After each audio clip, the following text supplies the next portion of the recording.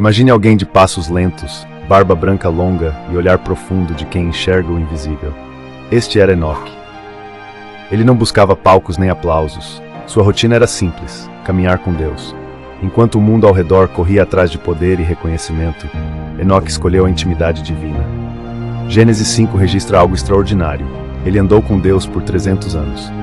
Não era religiosidade vazia, mas comunhão verdadeira. Então aconteceu o impossível. Num fim de tarde comum, Deus disse: "Minha casa é mais perto que a sua, vamos para lá." E Enoque foi transladado. A morte procurou aquele corpo marcado pelos anos, mas não o encontrou. Hebreus 11 explica: ele já não foi achado porque Deus o tomou. Enoque prova uma verdade poderosa. Deus não procura celebridades, procura adoradores íntimos. Pare de buscar fama, busque intimidade.